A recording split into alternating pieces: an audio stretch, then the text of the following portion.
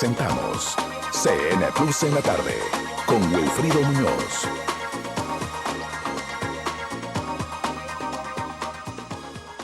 Amigas y amigos, buenas tardes. Qué gusto saludarles. La primera plática de hoy será con un personaje que tiene todos los pergaminos y reconocimientos respecto al diseño gráfico. Nos referimos a Pablo Iturralde. Está con nosotros, él formó parte del jurado que se desarrolló hace unos días en Bolivia respecto a la Bienal del Cartel de Bolivia. Hay algunos temas que abordar con Pablo, pero un poco, bueno, primero saludarte, querido Pablo, gracias por haber aceptado conversar con nosotros unos segundos. ¿Cuán importante, a mí me gustaría que arranquemos por allí, cuán importante es el diseño gráfico hoy por hoy en este mundo moderno que va mucho de la mano del crecimiento tecnológico y más? Un placer. Muchas gracias, Wilfrido, por la invitación. Es un gusto compartir en este espacio lo que sucedió en Bolivia y lo que está pasando alrededor de este tema. Bueno, el diseño gráfico, digamos, analizado desde la perspectiva social, ha tenido algunas vertientes, algunas visiones, al estar muy encasillado o muy cercano a otras ofertas profesionales como el arte o como la publicidad, porque nos parecemos en el recurso, es decir, es como un mensaje visual. Ha sido algo desfavorable que se nos confunda tanto porque el diseñador tiene tal vez una misión un poco más noble o menos comercial respecto al mensaje y la sociedad. Digamos, en la publicidad siempre hay una suerte de dos beneficiarios, ¿no? El dueño del producto y el dueño de la agencia. La intención es vender la mayor cantidad posible de productos utilizando cualquier recurso. En el arte es un espacio de expresión personal, pero el diseño tiene esa capacidad de influir realmente en la sociedad. Y un poco el reto para el diseñador es el de lograrlo. Nos hemos dado cuenta de que hay elementos relacionados con la identidad, con el patrimonio, con la tradición, que se convierten en herramientas poderosas del rato de emitir un mensaje.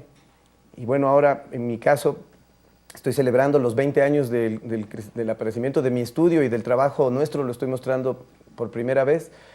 Y creo que hemos acertado en algunas cosas, en hacerlo con mucha seriedad, no dejándonos influir mucho por nuestro artista interior, que es peligroso, peor por nuestro publicista interior, sino fluyendo meramente con el sentido común y tratando de dar una solución pragmática a un problema de comunicación visual. Hay sectores de la sociedad que equivocadamente tienen ideas un poco contradictorias o tergiversadas, no solamente de los diseñadores gráficos, sino de quienes hacemos comunicación y de otras tantas profesiones.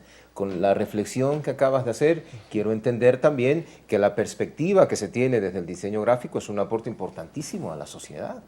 Definitivamente, digamos, cuando uno ve casos, en nuestro caso nosotros estamos rodeados de gráfica, todo está diseñado, pero casos que por ejemplo tengan un peso importante o trascendente en la historia, por ejemplo de un pueblo, hablar de Canadá, por ejemplo, cuando ellos deciden reinventarse visualmente y se identifican en el año 73, 74 con una hoja de maple de color rojo, digamos, o Japón después de la bomba atómica que redujeron los rayos de su bandera para quedarse con el sol no naciente, digamos, no refulgente.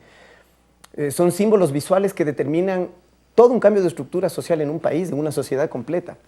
El Ecuador es un país que tiene una historia y una tradición muy rica de desarrollo de su gráfica. Las culturas Valdivia, la cultura chorrera, los jamacuaques, los bahía, los manteños han tenido un desarrollo cultural en su gráfica, en su expresión muy ordenado, no interrumpido por conquistas culturales o interferencias, digamos, que alteren su orden natural de comunicación, posiblemente hasta la llegada de los incas y luego los españoles, que hay su primera conexión con otras culturas. Es decir, hemos podido desarrollar una línea de comunicación gráfica de milenios, bien ordenada, y ahora estamos copiando gráfica de otros países para nuestra institucionalidad, marca país, nuestros ministerios, nuestros sistemas de transporte.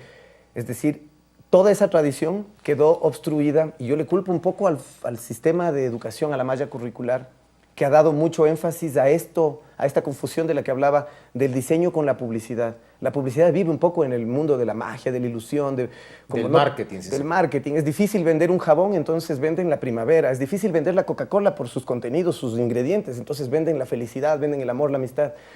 Y yo veo que cuando un producto no se puede vender por sus valores de uso, es porque ese producto debería estar fuera de la percha. Pero ¿no crees que todo se sintetiza en lo que estás refiriendo en la construcción social, en la ideología que tiene la gente respecto a tal o cual producto y que ustedes lo plasman como diseñadores gráficos en unas líneas que hacen que sea mucho más digerible aquel producto? Sí, digamos que si yo estoy basándome un poco en el público, Hay veces que yo discuto mucho con las agencias de publicidad porque el mecanismo para entender lo que el público quiere es el marketing. Entonces, hagamos lo que el público pide. Y yo digo, no, si yo soy panadero, yo vendo pan. Y el pan es necesario, más bien yo tengo que buscar el mercado que busque mi producto por calidad, por servicio, por precio.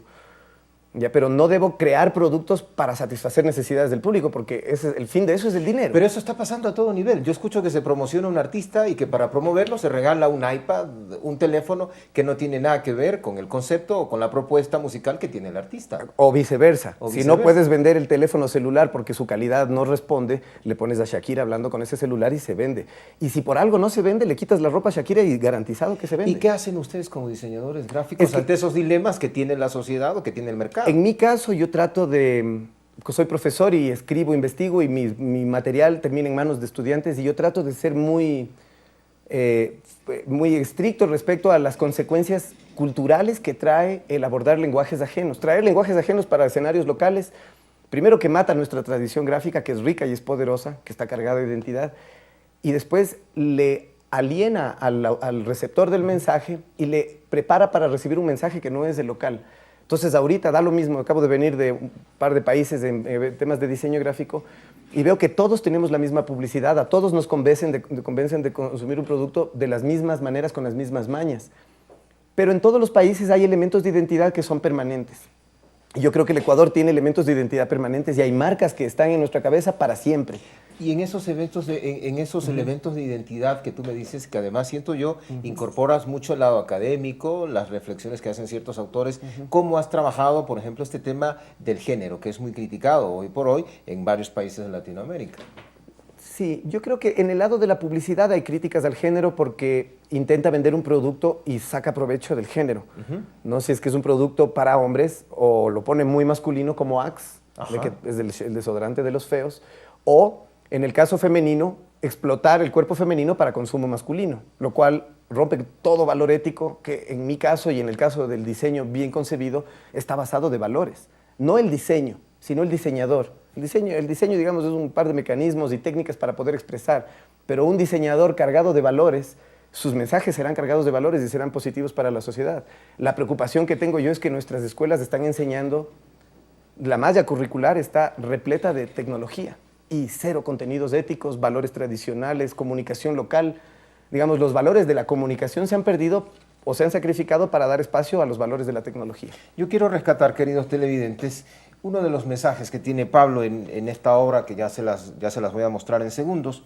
Él propone una comunicación honesta, basada en la necesidad justa del mensaje.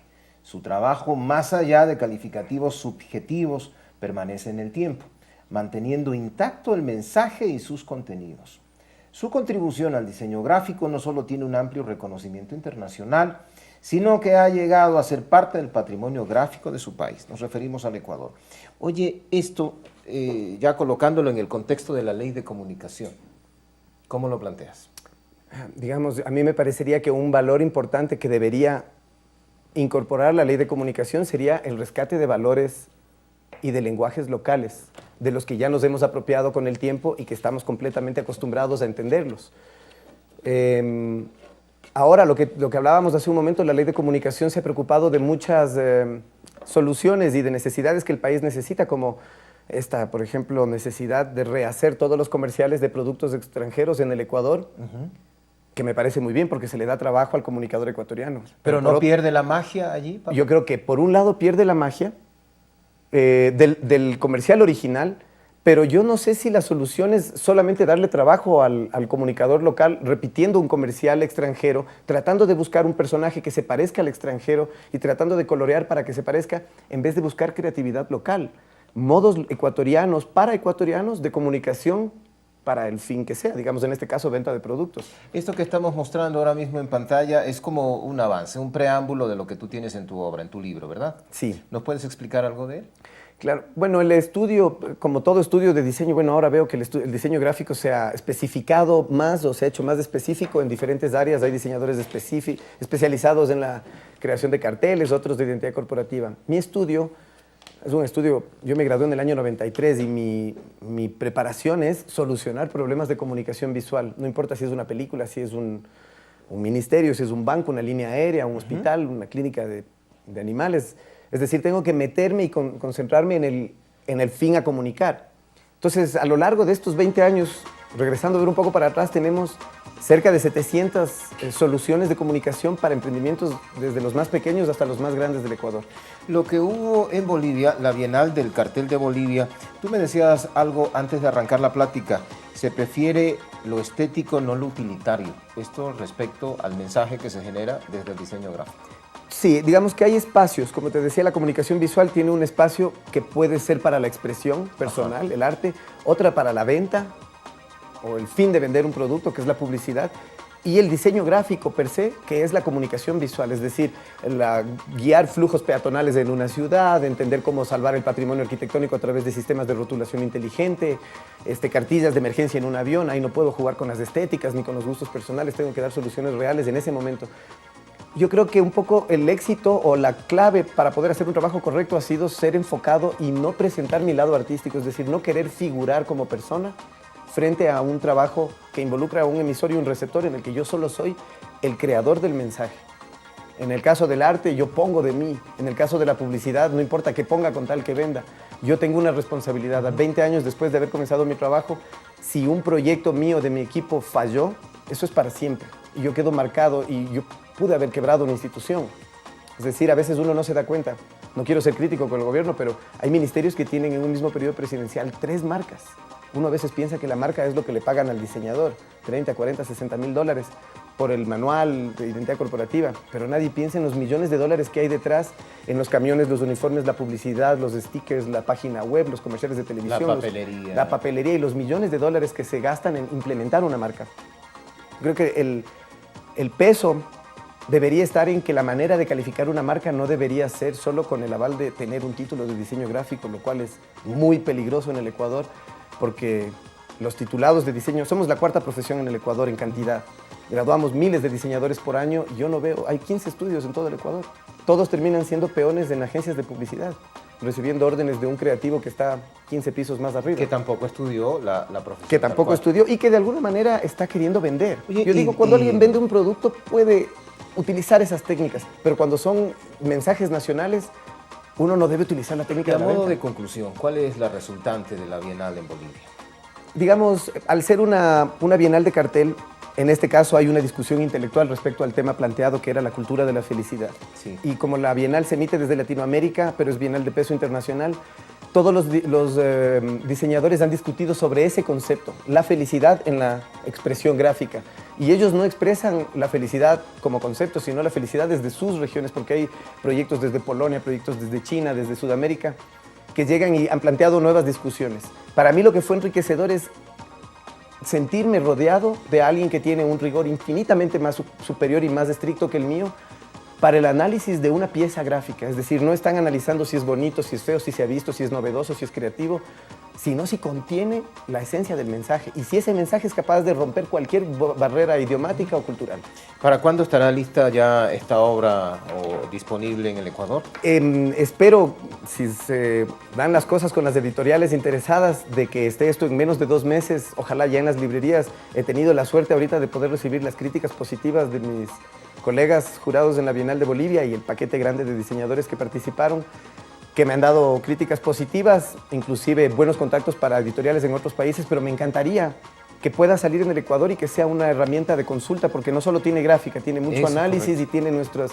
Yo he publicado, creo que todo lo que se ha escrito sobre el diseño gráfico, la historia del diseño del Ecuador, está metido en el libro, es decir, es una herramienta positiva para cualquier estudiante de diseño y comunicación. Yo creo que puede servir incluso para quienes estamos ahora mismo en la universidad intentando entender la comunicación desde otras aristas y ver la comunicación también, como lo dices tú aquí, que con aquello vamos a despedirte, Pablo.